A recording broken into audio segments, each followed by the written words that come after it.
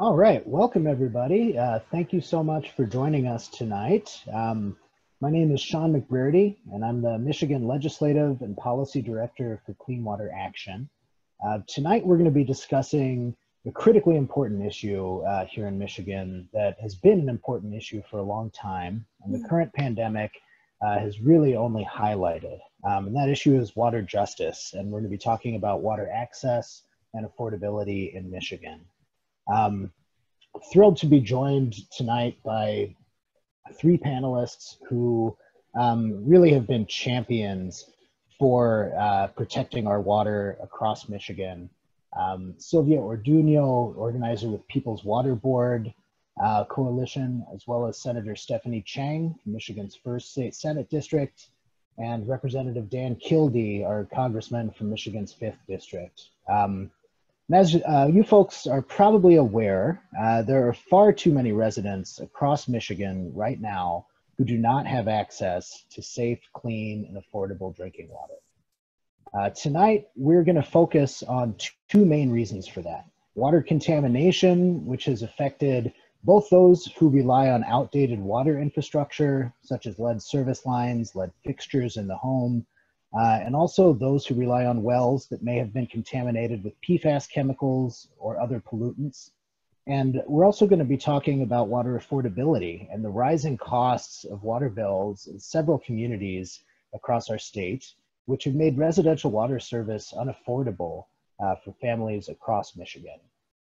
As we begin for that tonight, just to let folks know, if you're joining us on Zoom, if you have any questions as we move on tonight, please type those into the Q&A box, which is at the bottom of your screen, the first button to the left of the chat function. And for those of you who are watching on Facebook Live, please type your questions into the comment box, and we'll make sure that those get addressed as well.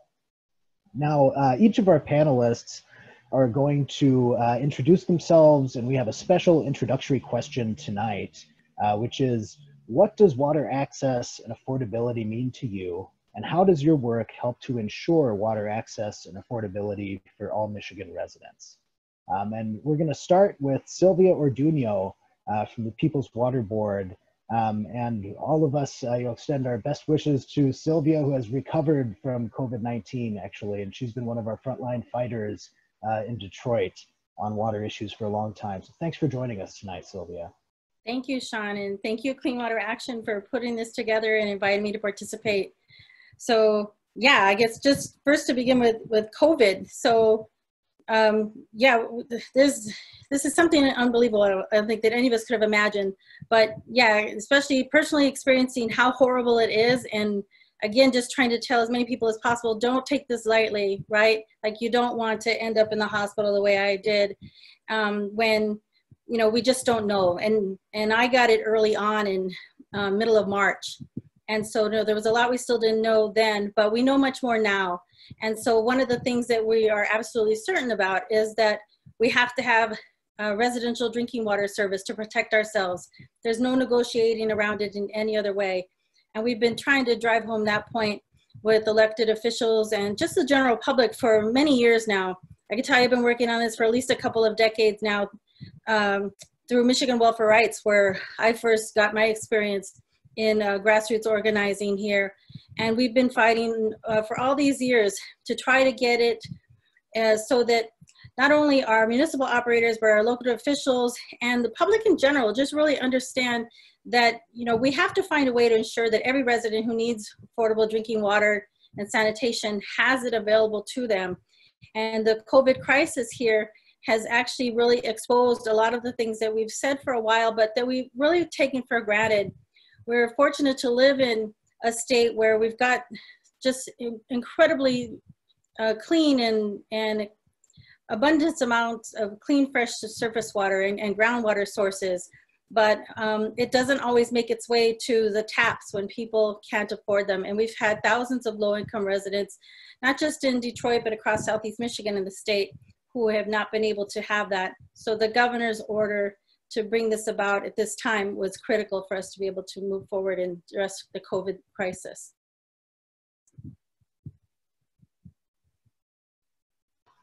Great. Thank you very much, Sylvia. Thanks for joining us tonight.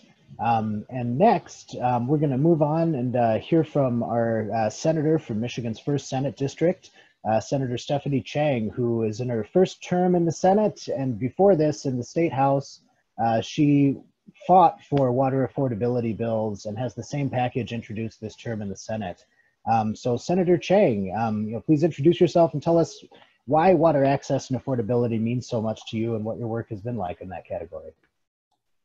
Thank you. Thanks so much for inviting me to be part of this. And Congressman, great to see you. And Sylvia, I'm so good to see you as well. And you look healthy and happy. And so that makes me feel so much better. So I am happy to chat a little bit about water affordability and some of the legislation that we've been working on at the state level. And then, of course, looking forward to hearing the Congressman talk about the really important work that's happening at the federal level.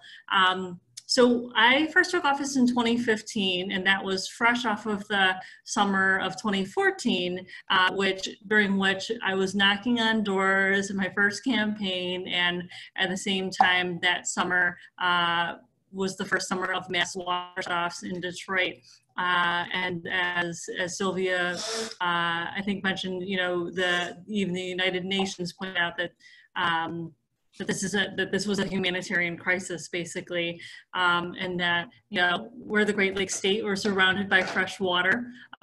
We should be able to make it a reality for every single one of our residents to be able to have access to clean and affordable drinking water. And so, I didn't come into the legislature with a science background or anything like that, but it quickly became, one of my top priorities, environmental justice, and including water access and affordability really at the top. And so when I took office in 2015, I worked with actually the People's Water Board and a number of other organizations to actually put together a hearing at the state capitol in June 2015 about water issues. And we had folks actually from Flint and from Detroit, from Highland Park, come and talk about water issues. This was, and it was really powerful to hear people's testimonies. At the time, this was pre Dr. Mona study, so we knew that there was issues with the Flint water, but we didn't yet know for sure that there was lead. But people brought their water bottles full of Flint water, and people brought their horrific stories of water shutoffs and what that meant for their own health and for their children, and the stigma and all the issues that come with water shutoffs. And so it's something that I've been really passionate about, because really just hearing so many of the personal stories of people that have been affected by shutoffs. And for me, the bottom line is it shouldn't matter if you have money. That shouldn't determine whether or not you're able to live based on whether or not you have access to clean water and affordable water. So the bills that out of the hearing that we did in June 2015, we formed a work group. And out of that, we developed a number of bills, some about water quality and some about water affordability, some about billing, processes itself, and some about transparency. A lot of folks don't know this, but most other states actually, their public service commissions regulate water at some level, but here in Michigan, that doesn't happen. There's no regulation of water rates whatsoever at the state level, and so that actually is a bill that has been sponsored by Republicans in the past, actually. And so we have a number of bills that we've introduced and reintroduced several times now around affordability, and as well as for shutoff protection. So this term, I'll give you some of the bill numbers. Senate Bill 240 is introduced by Senator Alexander, and that would call for the development of a low-income water residential affordability program to really make sure that water rates are not exceeding a certain percentage of one's household income. My bill, Senate Bill 241, is the Water Shutoff Protection Act, which would protect seniors, families with children, people who have serious illnesses or have a disability, and pregnant women will be protected from shutoffs. And it would also put in place really specific guidelines for what needs to be included on a shutoff notice, in addition to providing options for who to call to be able to get into an affordability program. And then we also have a number of bills related to decriminalizing reconnecting your water due to an inability to pay. We also have in the past introduced legislation around transparency. How are water providers setting their rates?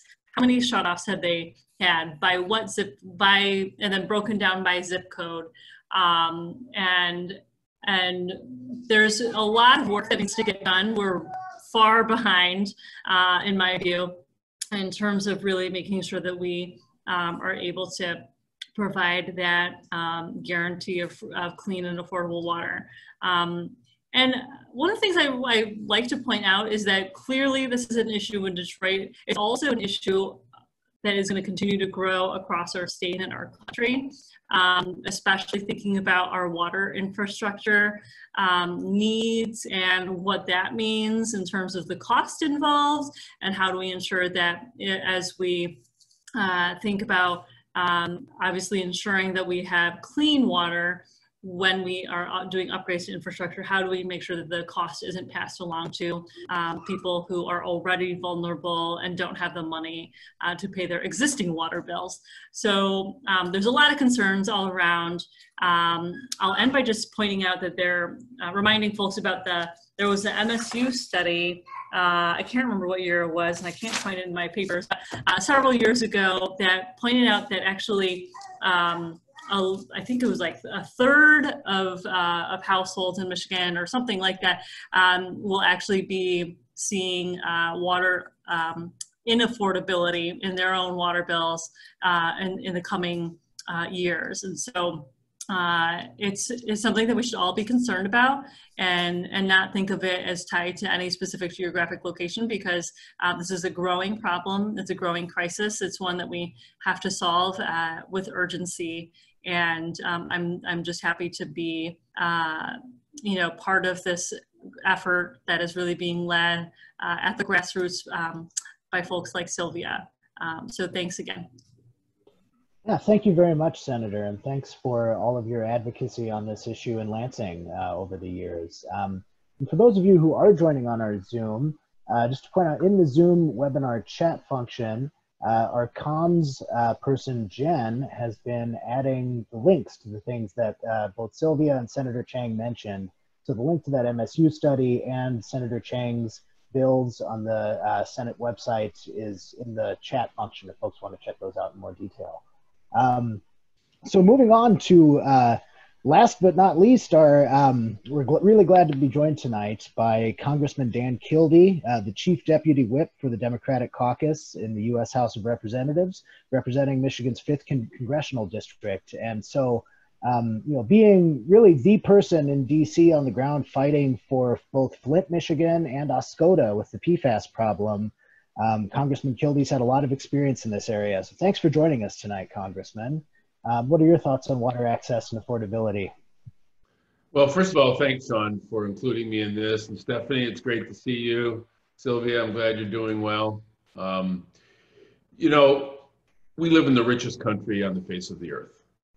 And I travel other parts of the world, haven't been lately because we're not going anywhere. I'm just driving back and forth to Washington. But I do spend a bit of my time on foreign policy, and I'm always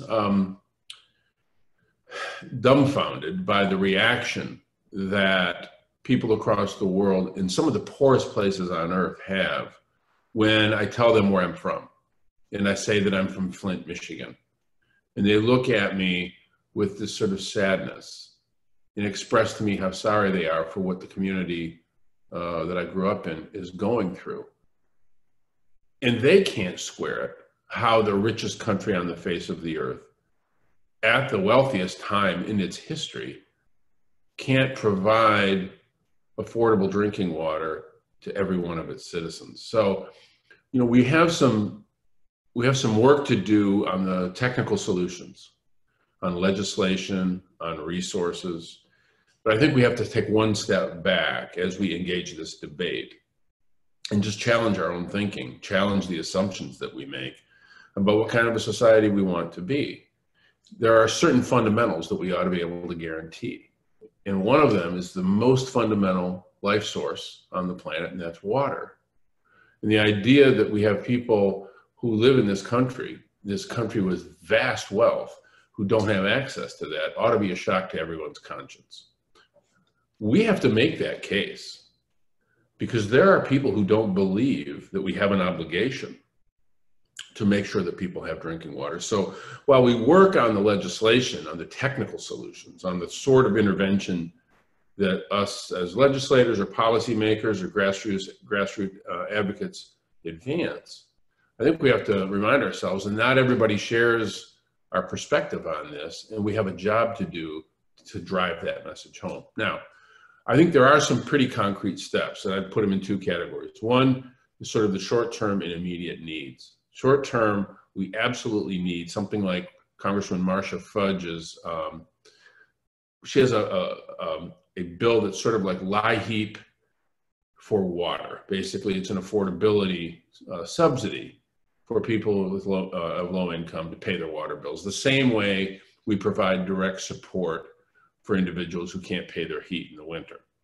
So I support what Congresswoman Fudge and many others. This is something that Congresswoman Rashida Tlaib has been working on, and Debbie Dingell and I and many others. Congresswoman Lawrence has been a part of this.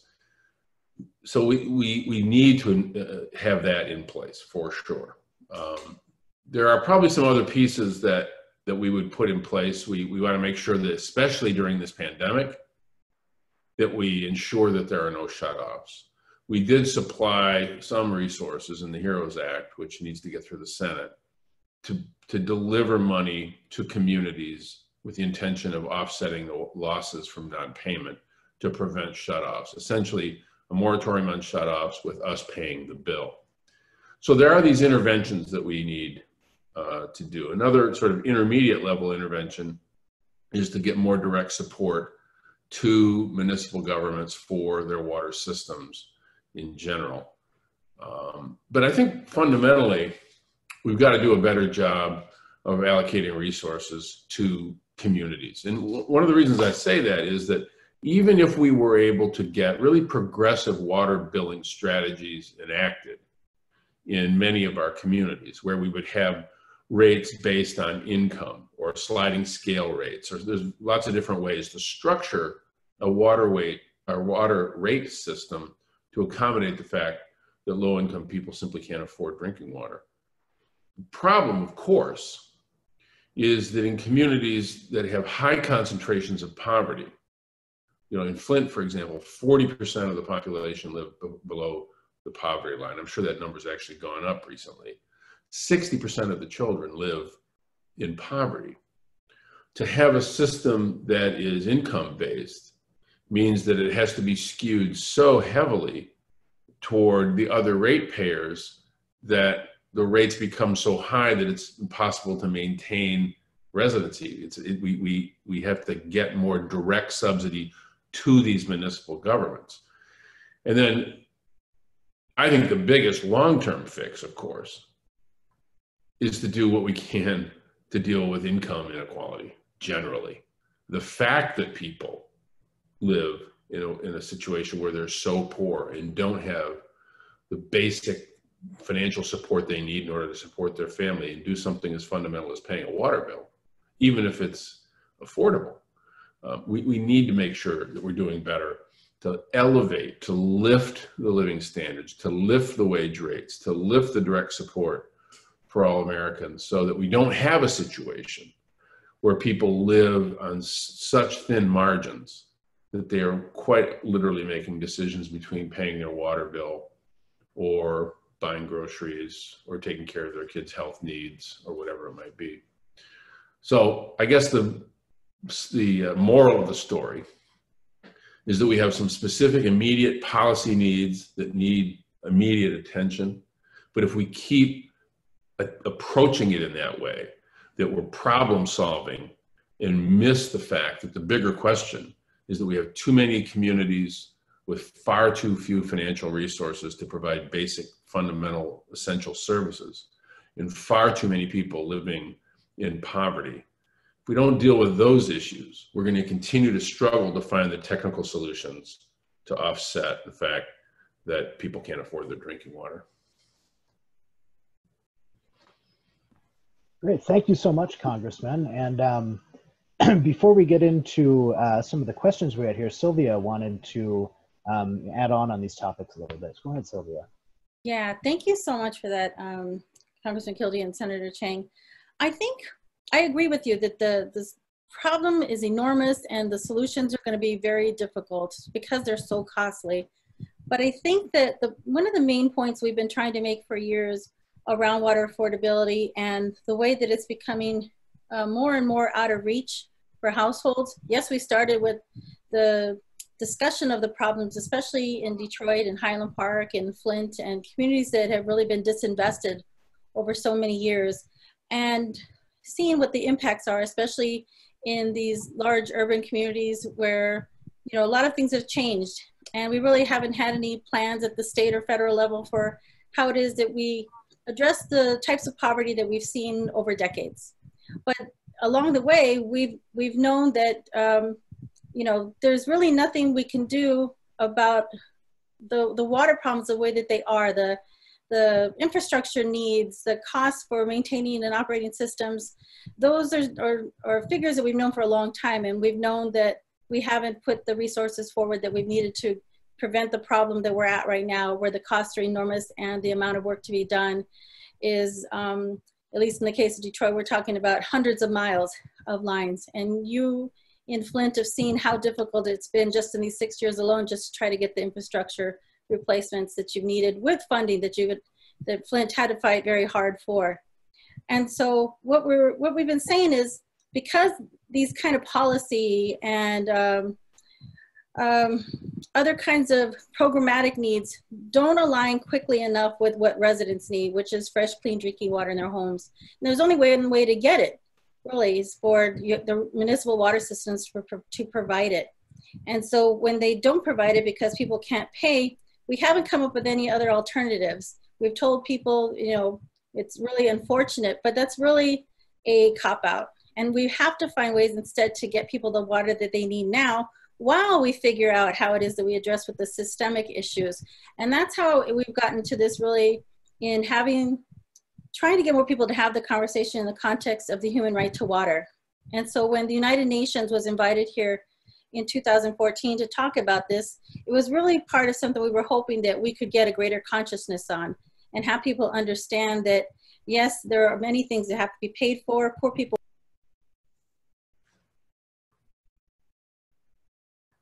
but we've made it so that they're unable to pay.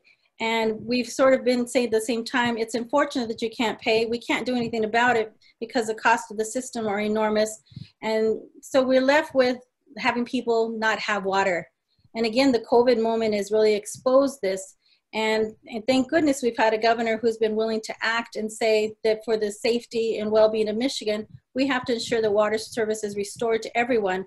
But there's a lot of panic right now, because when the executive order ends, people are fearful that the shutoffs will continue again on mass scale, and we still never got to the solutions that we needed about ensuring that people have the water they need for life, from just drinking to bathing to flushing the toilets and all those necessities. So we've got to figure out how it is that we approach the conversation from the very basic needs of people, and then how it is that our systems can solve that.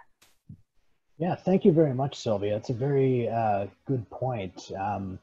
Getting into the next question, I think kind of hits on that as well, which is, so water access and affordability during and after the COVID-19 pandemic. And I know all those on this call have been working on these issues for a long time, but this really took center stage for a lot of people as the pandemic sort of made people realize that there's a lot of people in Michigan who can't wash their hands at home. So what changes do folks think need to take place in order to ensure that everyone can wash their hands at home? We know that water shutoffs for non-payment are not done everywhere. There are several cities in the United States that do not do that. So what are some other options out there to ensure that families aren't getting their water shut off, and how can federal and state policymakers move these options forward? And Sylvia, this is kind of your wheelhouse if you'd like to start us off. Well, because these are in many ways understood to be local problems, we've sought local solutions, right? So we've done everything that we're supposed to do about, you have meetings with your local officials and you talk to them about the problems, and you have people who are directly impacted tell their stories and come up with solutions too, right? This is what we could do, at least in the city of Detroit, to address this. And here are some other people that are supportive of this. And in fact, here's a policy, here's a proposal that we put forward. And that's where we started back in 2005, the one that was presented to City Council and that was approved but never implemented. And so in the years since, we've seen a lot of things that have happened to Detroit, right? People will point to struggles with bond debt and bankruptcy and political leadership, disinvestment from businesses, and all kinds of things that have to do with not having enough revenue in the city, including the changes in the population size itself. But one of the things that we've been trying to make clear that we've got to talk about alongside it is the crisis in housing, that you can't have water, you can't live in a home unless you have water, otherwise your home is considered uninhabitable. And those are grounds there for having your home condemned, your children taken away. And then just the dilapidation of what will happen to your home if you don't have services that are running water that services your home properly. And so one of the things that the water department has had to contend with as the governor issued her executive order in March was to go and figure out how to repair those pipes in so many homes where the water had been shut off for not just weeks or months, but years, and had been frozen during the winter months when water was not flowing and when people didn't have the money to get, cast iron pipes repaired. And so those efforts have been done, not nearly at the level that they need to be, but we're talking about how it is that we really have to address poverty in its different ways. So this is actually an opportunity when we're talking about water specifically to address the crisis of poverty within the context of water. And if we approach it that way, then we can see how it is that different pieces of government can do their part to address poverty. If we can figure out within our municipal water systems and operators and other groups that are actually trying to help address the water problems, not only from infrastructure to affordability to water quality and delivery, we can make a dent, actually not even just a dent, we can actually make significant change in how it is that we make sure that poverty can be eradicated by way of making sure that people are never forced to live without water. And it's just one piece. If we do something similar with housing, then we can do it in that way. But I know that one of the things that's been a struggle for us is we'll hear officials from the water department say, we know that thousands of people can't afford their water, and we've had thousands of people that have had their water shut off, and it's just the cost of doing business, right? It's something we have to do because that's part of what we're required to do, to collect from customers. Instead of taking a different approach about how is it as a city, as elected officials, we ensure the well-being of not just those customers who are impacted, but the well-being of all of the residents. And that gets at the public health aspects that we've been talking about for a long time. But if we can figure out how better to align the issues around water in particular and housing, we could really significantly change the way in which we are offering better security and actually more economic stability to our cities as well. Great, thanks very much, Sylvia. And Senator Chang or Representative Kildee, would you like to chime in about what we can do to make sure when this crisis is, as this crisis moves on, people still have access to water, can wash their hands, and what can we do to make sure that that doesn't end? Well, I'll jump in. I'm sure Senator Chang would have something to say. I mean, I think Sylvia makes an excellent point. I do think, though, we have to keep in mind that at the end of the day, the problem is that we have municipal governments who are financially unsound. And that affects every aspect of the work that they do.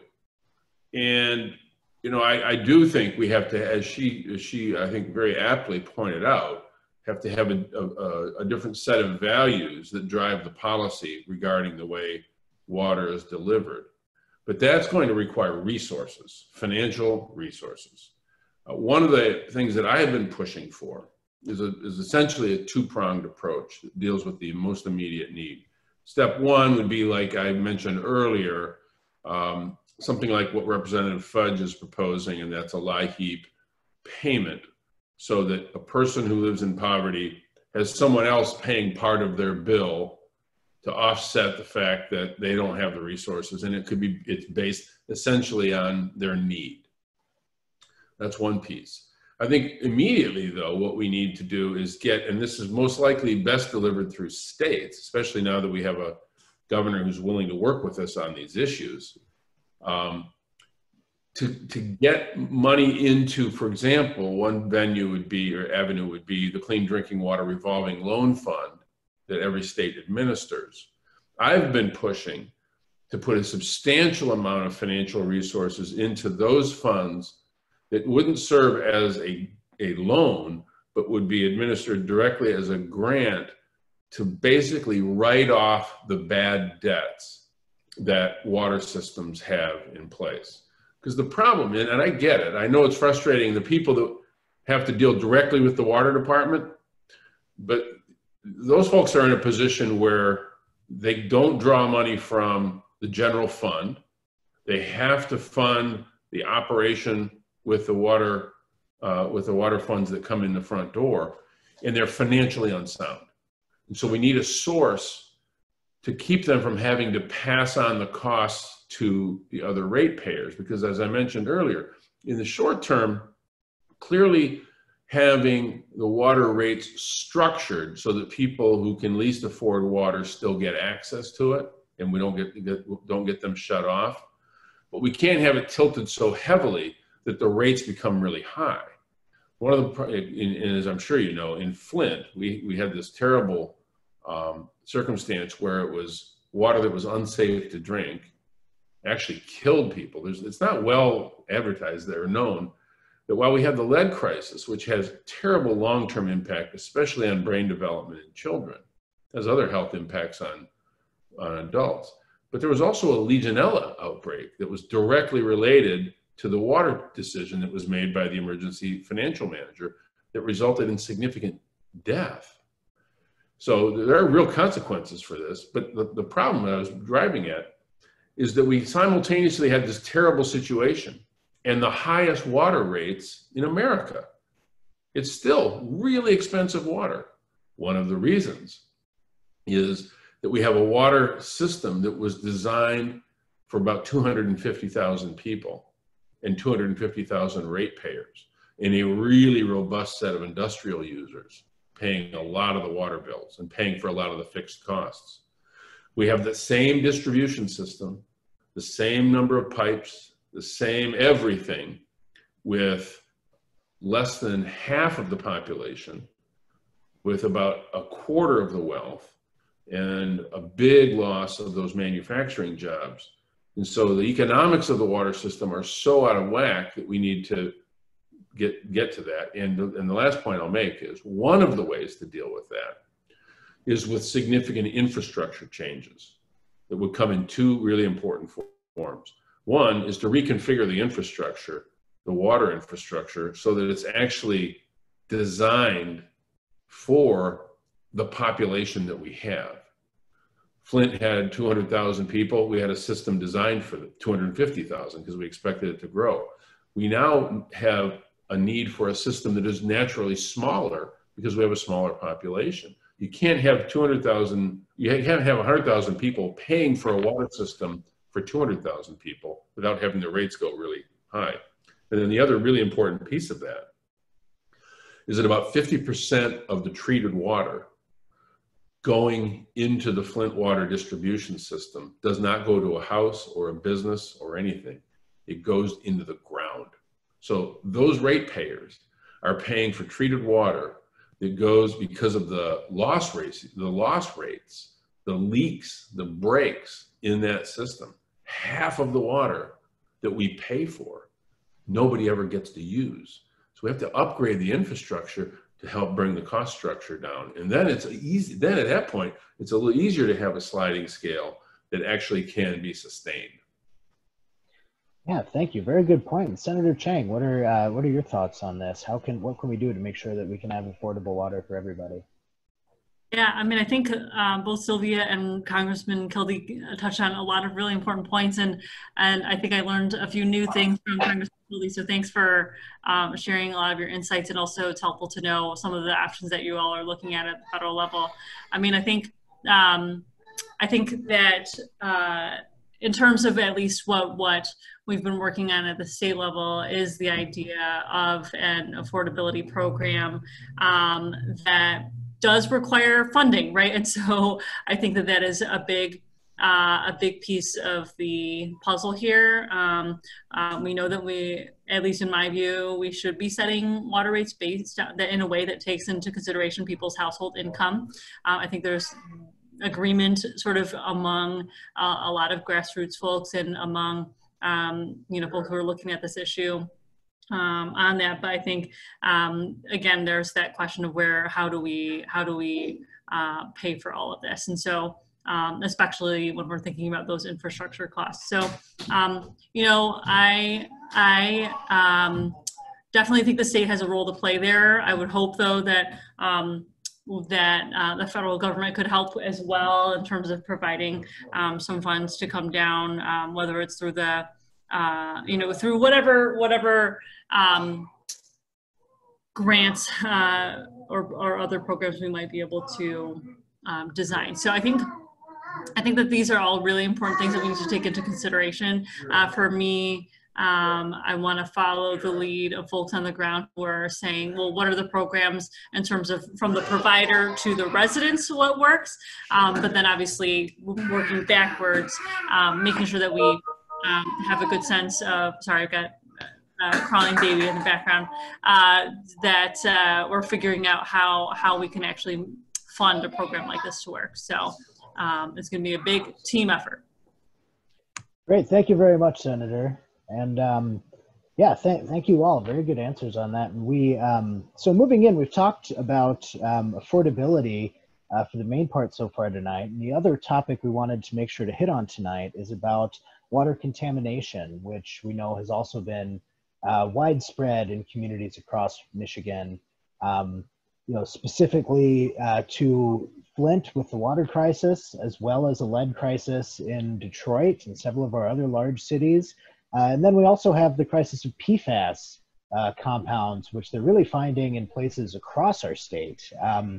And what more can we do, and what have we done recently to help protect residential water? And I'd like to start this one off with you, Congressman Kildee. I know that nobody really in Washington has worked on this issue probably as much as you have, especially with representing both Flint and Oscoda, which I don't know if folks on the call had seen the news from today, but Clark's Marsh in Oscoda was just designated, the DNR put out a warning not to eat any fish or aquatic adjacent animals coming from Clark's Marsh, because basically everything they've tested has been through the roof in PFAS levels. So Congressman Kildee, can you talk about some of the things that I know you've worked a lot on in Washington recently to protect residential water from PFAS and also lead, and what more do you think we need to do as well? Well, it's a good question, because we really need to do a lot more. Just starting with PFAS, for example, we've made some progress. The bigger progress is going to come when we get a clean drinking water standard and a groundwater standard and clean air standard for PFAS. The industry is pushing back pretty hard on that. But we're going to get there. A year and a half ago, I launched the bipartisan Congressional PFAS Task Force, which I co-chair with a Republican member from Pennsylvania, Brian Fitzpatrick, and all of our many of our Michigan members are part of our task force. We've been able to get pretty significant provisions included in the Defense Authorization Act, which is one of those bills that always goes all the way through, goes to the president's desk. So it's the way we've been able to get some things done, including pretty significant increase in cleanup dollars, the phasing out of firefighting foam, which is the source of a lot of PFAS contamination in groundwater. But we've got a lot further to go. We've got to get the drinking water standard. We have to get a groundwater standard. We have to simultaneously clean up the remnants of the past, which means a lot of money, but also make sure that we're not putting more of this stuff into the environment, which is a really important thing. I think a lot of people assume that since we know PFAS is really dangerous, that there's no more of it coming into the environment. Only if that were true. It's not. So I think the main objective for us right now is to continue to educate people. One of the bills that I was able to get included, my bills in the last Defense Authorization Act, is a complete study of all PFAS sites. We know where the military sites are. There's about 400 sites where there is PFAS contamination on military sites, but the private sites are not as well known. So we have legislation that which was included, that tasks the U.S. Geological Survey with getting out there and identifying all these sites. When we identify the sites, then we have public sentiment on our side, and nothing moves, as Stephanie and Sylvia and you all know, nothing works quite like public sentiment, getting behind something. So we've got a lot of work to do on PFAS. We equally have a lot of work to do on lead. There's no safe level of lead in drinking water, but we allow 15 parts per million right now. It's okay across the country for people to drink lead, when scientifically we know, the science tells us that there's no level that is good for us.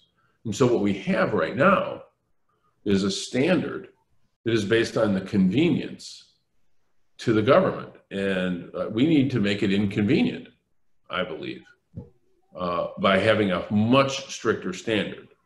I have legislation, the No Lead Act, that would take it to 5 parts per million. What's happening at the EPA is that they're going in the opposite direction. They're going to essentially weaken the lead and copper rule with this most recent iteration. We've been pushing them to update this thing for years. Finally, they get around to doing it, and it's worse than what we have right now. So it's going to take, I think, the grassroots organizing is fundamentally important to this, because it's the only way this ever changes. The reason that Flint became known is because the grassroots people in Flint showed up and would not take no for an answer. That's the same thing we need when it comes to PFAS. And I worry a bit that the conversations about lead have dissipated a bit.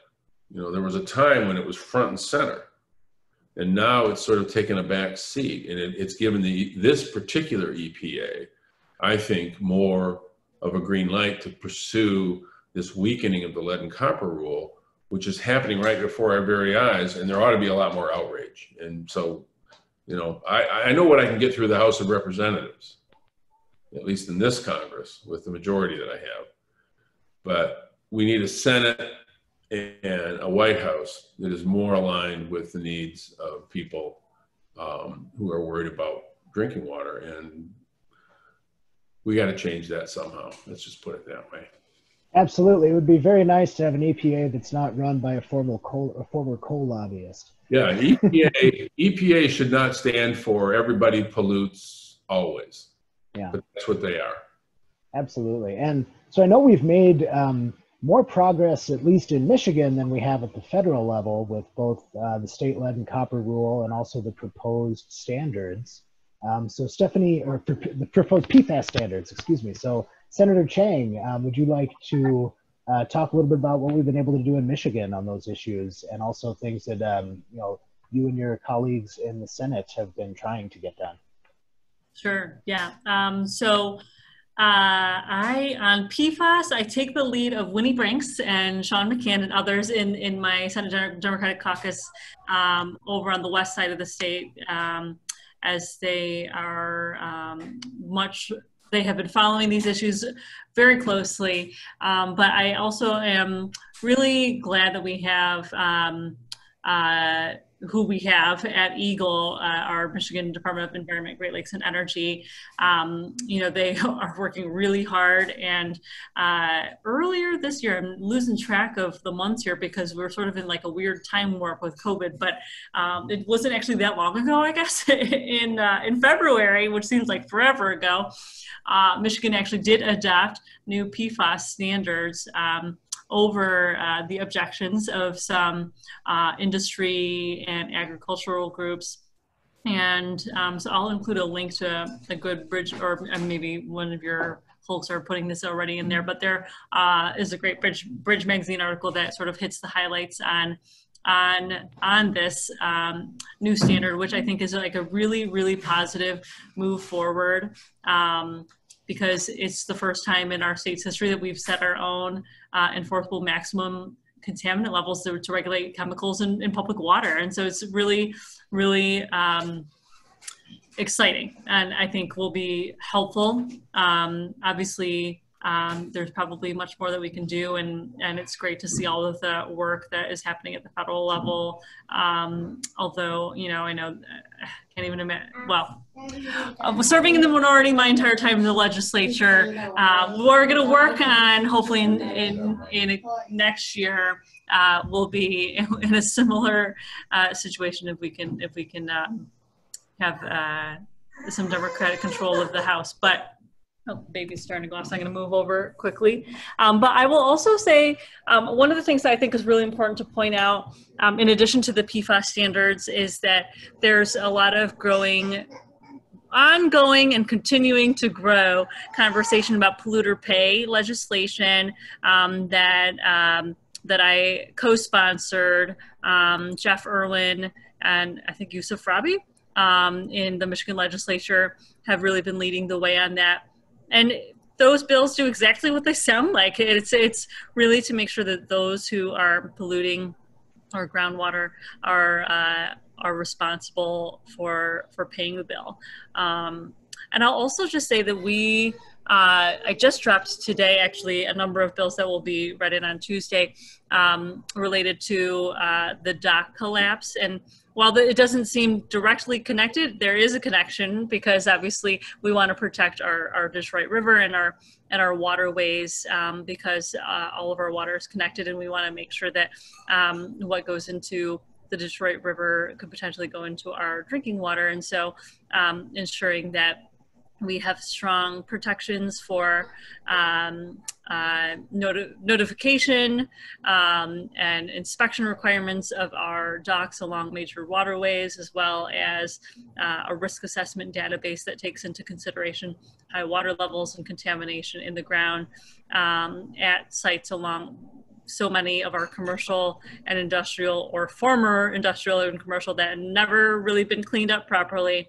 I think that all of these things are really important to make sure that we're protecting water really at the source. So there's a lot of layers to this, of course, and but I think that we've got a lot of really great solutions out there. Now we just need to find the support that we need to get them done. Absolutely, thank you. And also for those of you watching, if you check out the Clean Water Action YouTube channel, about a month ago we did a town hall with Representative Rabi and Senator Irwin specifically on the polluter pay legislation that Senator Chang co-sponsored and just mentioned, and that's really good for reference. Cool, so we have a few minutes here and we have a couple questions from the audience. It looks like we'll probably only have time for one of them. So we're going to go for the first question that was posed here tonight, and it's from Rahul, who says, I thought the contrast Representative Kildee made between a piecemeal problem-solving approach and a deeper understanding that large swaths of the American public cannot afford basic resources was very important. For the panelists, what are your thoughts about using a risk management frame to bridge the gap between short and long term, acknowledging that unless we address these huge risks, the country is basically not safe, not from a far off danger, but right here and right now. So who would like to answer first? I'll jump in because that's an extremely important point. It's one that I try to make every chance I can. The reality is that There's a cost to every choice that we make. Question is, who bears the cost and over what time frame? And for most of us, our values drive our decision making in a sense that we think there's a certain element of justice that ought to be a part of our decisions, that there ought to be, as a matter of justice, that people have access to clean drinking water, or as a matter of justice, affordable housing, a matter of justice, a decent school opportunity.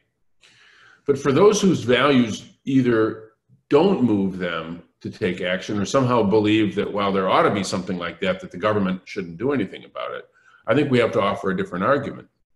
And it's an economic argument. Again, it's not the core value that I take to the conversation, but it is a fact that society pays a very high price for the fact that people can't drink water. And I'll just give you one example, Flint. At a time when Flint was just getting into the financial crisis that was in, it would have cost about $20 million, $25 million that the then mayor asked for to substantially upgrade certain aspects of the Flint water system. 20 million bucks. The answer was no, because the decision makers said they couldn't afford it. We are at about $500 million in public expenditures to deal with the failure of the Flint water system. When you put all the dollars that are in place, including all the healthcare costs, all the downstream costs. So the question for us isn't just whether our values align, even though I think that's the motivating force, but whether it's just good economic policy to deal with these problems when we can in a way that prevents bigger problems from emerging. I believe that there's a good economic argument, a risk management argument that says invest the money in steps to mitigate against the crisis that we will absolutely and certainly face if we allow people to go without something as fundamental as drinking water. Yeah, thank you very much, Congressman. And I want to be respectful of people's time here. We had one question come in for Sylvia, and that is, with all the good work that People's Water Board is doing, what can activists and regular people do to get involved with your work with People's Water Board, Sylvia?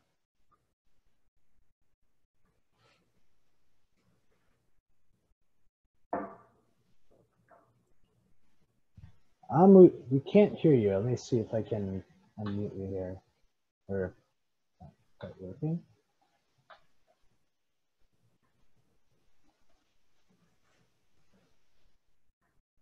Still can't hear. All right. Well, why don't we just do this? We will we'll get the answer for how folks can get involved with People's Water Board, and we'll make sure we email that out to all of the folks on the RSVP list tonight so that they can get involved.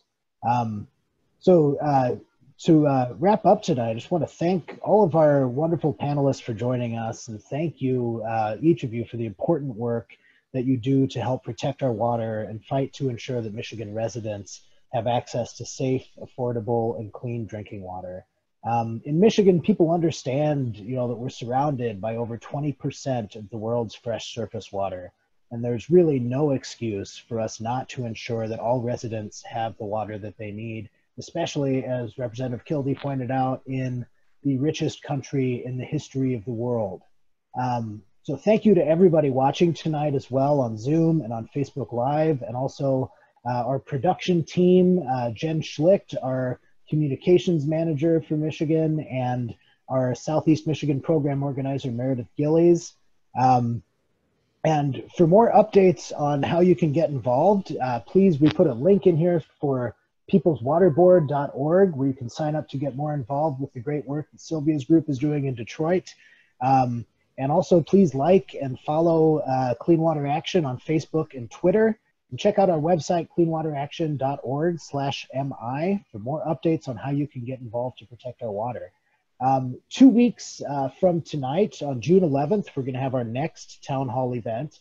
And this one tonight, we talked a lot about water access and affordability. We're going to talk about a really important point in 2 weeks as well, which is the fact that every Michigan resident is a co-owner of the water that surrounds our state and is underneath our state. And that's due to the public trust doctrine, which is part of English common law and a very it's become a fairly misunderstood doctrine, but it ensures that people have a right to water in our legal system.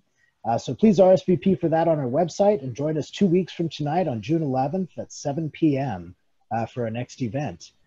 Thank you all, and everybody have a great evening. Thank you. Thank you.